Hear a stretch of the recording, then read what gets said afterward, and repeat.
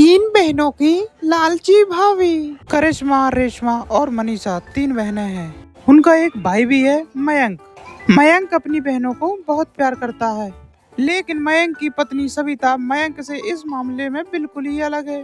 वो हमेशा अपनी नंदनों से लड़ती झगड़ती ही रहती है और अपनी नंदनों पर हुक्म भी चलाती है। करिश्मा, करिश्मा, तुमने अभी तक नाश्ता नहीं बनाया? तुम्हारे भैया को ऑफिस जाने में देर हो रही है। हाँ भाभी, बस अभी बनाती हूँ। करिश्मा, तुम ये ढीलापन छोड़ दो। कल को पराए घर जाना है। वहाँ अगर तुम इस तरह से काम करोगी तो लोग क्या कहेंगे कि माँ ने और भाभी ने कुछ सिखाया नहीं। और तुम्हारी दोनों बहनें कहाँ हैं? रेशमा मार्केट गई है और मनीषा सो रही है। क्या? सुबह के 8 बज रहे हैं और ये महारानी अभी भी सो रही है?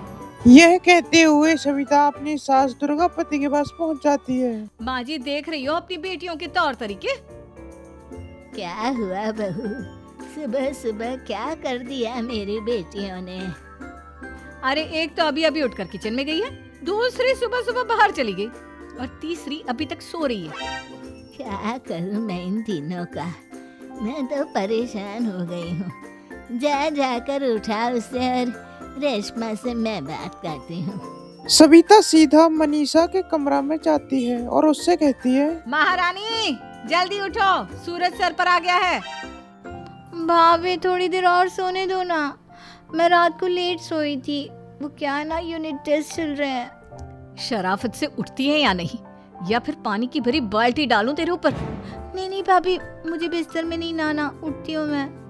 मनीषा जल्दी से उठकर बाथरूम में चली जाती है। सभी आराम से बैठकर नाश्ता कर रहे होते कि तभी रेशमा बाजार से हाथ में सामान लिए आ जाती है। रेशमा को देखते ही सविता उस पर बरस पड़ती है। लो, आ गई महारानी। ऐसा भी क्या सामान लाना था जो सुबह आंख मलते ही बाजार की तरफ रवाना हो गई? भाभी, कल आप ही तो चीख रही थी कि घर का सारा सामान मुझे ही लाना पड़ता है, घर में किसी को भी किसी काम से कोई लेना देना नहीं है। अब मैं बाजार जाकर सामान ले आई तो आपको इस बात से भी तकलीफ हो रही है? देख रही हो माँ जी, अपनी बेटी की जुबान कैंची से भी तेज चलती है। और मयंक, आप तो कुछ कहेंगे नहीं अपनी लाडली बहन को? रेशमा, अपनी भाभी से ऐसे बात नहीं करते। चलो माफी मांगो। भैया, मैं क्यों माफी मांगू? आप भाभी से बोलिए ना कि हम पर कम हुक्म चलाया करे। हम इस घर की बेटियां हैं और आपकी पत्नी की ननद है, नौकरानी नहीं। लो कर लो बात। इनकी भलाई के लिए कुछ भी बोलो तो इन्हें बुरा लग जाता है। इस घर में यही इज्जत है मेरी। देख लो माँ जी, आपकी बेटी किस लहजे में मुझसे बात कर रही है। सविता नाराज होकर चली जाती है। मयंक को बहुत गुस्सा आता है और वो भी वहाँ से चला जाता है। फिर करिश्मा रेशमा को समझाती है। रेशमा, तुम्हें भाभी से माफी मांग लेनी चाहिए थी ना। लेकिन दीदी, मैंने कुछ किया ही नहीं तो मैं माफी क्यों मांगू? हाँ करिश्मा दीदी, रेशमा दीदी जैसे ही घर में आई, भाभी ही उन पर चिल्ला रही थी। हाँ, मैं मानती हूँ कि गलती भाभी की थी। मैं तो इसलिए बोल रही हूँ कि भाभी ने माँ को तो पूरी तरह अपने वश में कर लिया है। वो हमारी बात सुनती ही नहीं। मयंक भैया हमारे लिए हमेशा खड़े रहते हैं, इसलिए उनकी बात का मान तो तुम्हें रखना चाहिए था ना। कोई फायदा नहीं दीदी, कुछ दिनों की बात और है, भाभी उन्हें भी हमारे खिलाफ भड़का देंगी। फिर वो भी माँ की तरह हमारी किसी बात का विश्वास नहीं करेंगे। इसी तरह सविता अपनी तीनों ननदों को परेशान करती रहती थी। एक दिन मयंक अपनी तीनों बहनों के लिए गिफ्ट लाया। करिश्मा, ये तुम्हारे लिए हार का सेट। रेशमा, तुम्हारे लिए सुंदर सी ड्रेस। और मनीषा, तुम्हें किताबें पसंद है ना, तुम्हारे लिए किताबें लाया हूँ। थैंक यू भैया। थैंक यू भैया। थैंक यू भैया।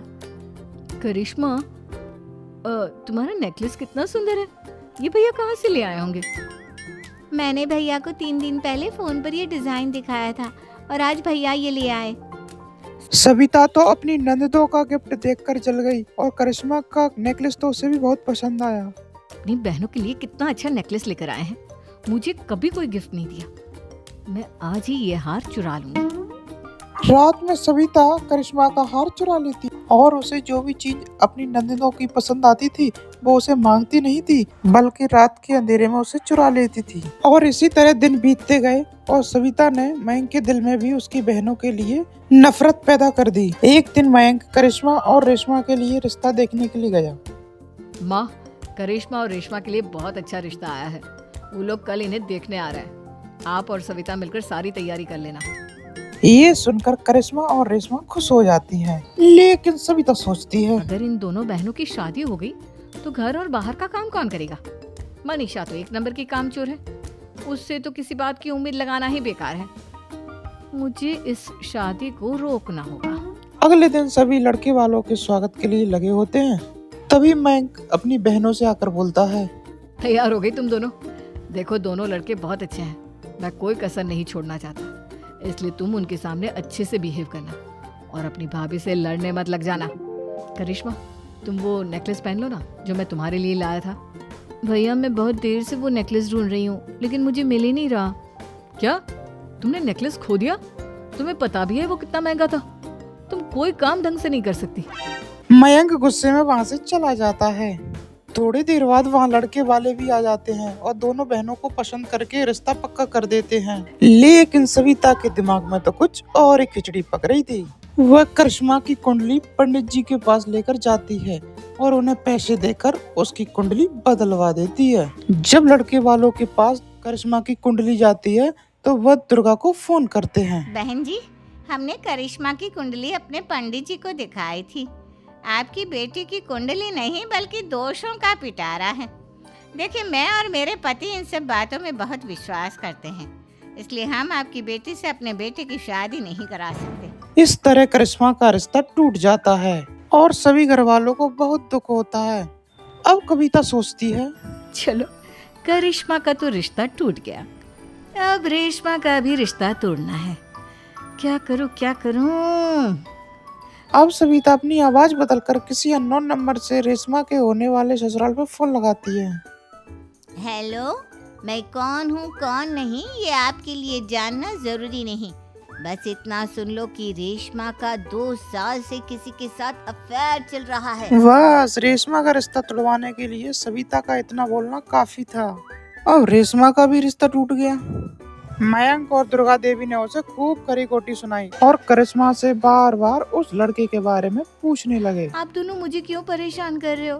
अरे कोई लड़का होगा मेरी लाइफ में तो मैं बताऊंगी ना, जब कोई है ही नहीं तो कहाँ से लाऊं मैं कोई लड़का? तो तेरे होने वाले ससुराल वालों को फोन किसने किया था? माँ मैं नहीं जानती किसने फोन किया था, मैं सच कह रही हूँ। मैं तो पहले ही कह रही थी इसकी लगाम खींच कर रखो, लेकिन मेरी सुनता ही कौन है। आप चुप रहिए भाभी, ये सब आपका ही किया धरा है।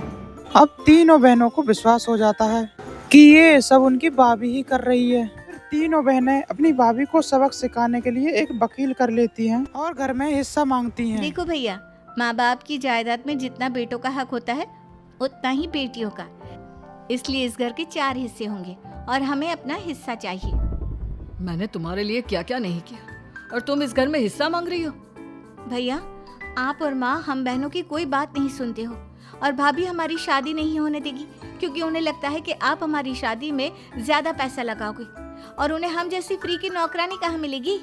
तो हम भाभी के साथ तो रह नहीं सकते, हम बहनों को अपना हिस्सा चाहिए। अरे तुम्हें शर्म आनी चाहिए अपनी भाभी पर ऐसा इल्जाम लगाते हुए, वो तुम्हारे बारे में कितना सोचती है। हाँ माँ, भाभी हमारे बारे में बहुत सोचती है, दिन रात बस यही सोचती रहती है कि किस तरह से अपनी तीनों ननदों को परेशान करूं और कभी मुझे पढ़ने भी नहीं देती। दोनों बहनों का रिश्ता भी तो इन्होंने ही तोड़वाया है और रात में हमारे कमरे में आकर हमारी चीजें भी चुराती हैं। इसी तरह तीनों बहनें अपनी बातों पर अड़ी रहीं और अब कोर्ट में तारीख भी शुरू हो गई।